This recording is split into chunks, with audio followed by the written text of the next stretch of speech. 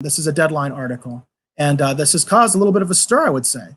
So it says AMC tells Universal it won't license studio movies or the studio's movies after the CEO statements on Windows and Trolls World Tour.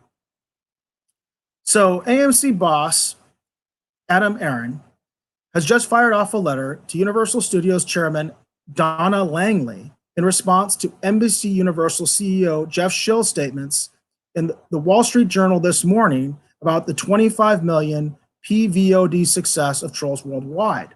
So for those that don't know, Trolls Worldwide was released on video on demand and apparently made almost $100 million so far. It's unprecedented. These are numbers that we've apparently never seen on video on demand before. And of course, it's the result of the pandemic.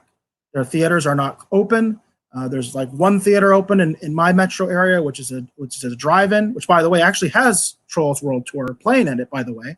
I did confirm that. The one theater open in my community actually does play Trolls World Tour. And again, it's a drive-in. But for the most part, this film was released almost exclusively on video on demand.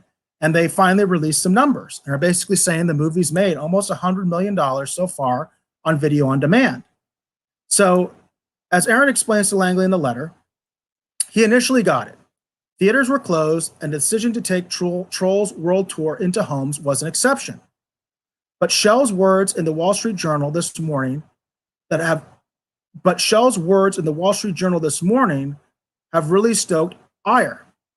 It says, as soon as theaters reopen, we expect to release movies on both formats, indicating a day and date theatrical VOD shift. So again, what they're saying is, as soon as theaters reopen, we expect to release movies on both formats. Now, before the official shutdown started, back when many of the theaters were trying to look at ways to have social distancing, basically before most of the state governors made the decision for them. And it was the state governors who made this decision. And of course, in other parts of the world, there were other leaders that made that decision. But before theaters were forced to shut down, Universal had said that they were going to start releasing their films both at the theater and video on demand. And the way that that was sort of marketed, the way that that came across was it made sense because we knew less people were going to be going to the theaters. So in the midst of this crisis, it made sense that Universal was going to start releasing films on both platforms. And many theaters were upset about that. Many theaters were upset even at that move because at that point they were still open.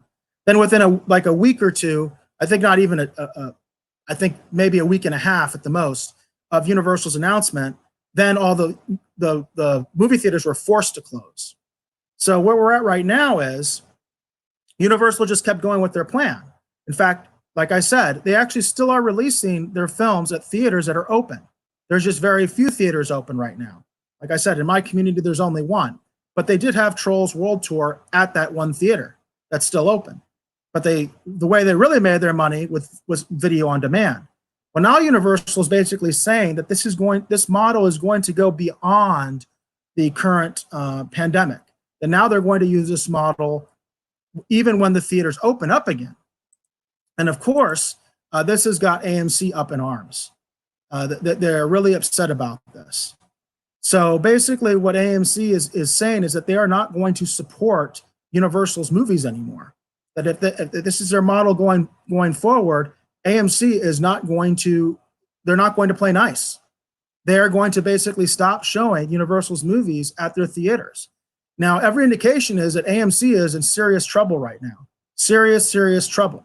So this is a kind of a bold move that they're making, in that they are basically saying they are not going to support Universal Studios anymore, and they are not going to take their movies. What Universal does going forward will also be interesting because in addition to this VOD situation, video on demand, which is like, obviously there are multiple formats for video on demand. You can go to Amazon, you can go to PlayStation Network and download a movie. You can go to Apple, you can download a movie. That's video on demand. But what's interesting is, of course, the Peacock is going to be coming very soon. And it'll be interesting to see how they integrate that. Because like, for instance, what Disney's been doing is Disney's been releasing films that were already in the theaters, they've been releasing them early on Disney Plus. So that's interesting to me to see whether Universal is going to do that with the Peacock format or not. If they're going to start releasing those films, earlier than they normally would, because it's kind of interesting because they're making all this money on video on demand. So are they going to just keep the same video on demand window they normally would, or are they going to shorten it in the hopes that they maybe get some more Peacock subscriptions? And of course, Peacock is only available right now to Comcast subscribers, if I remember correctly. It's not available to the rest of us until later this month, I believe.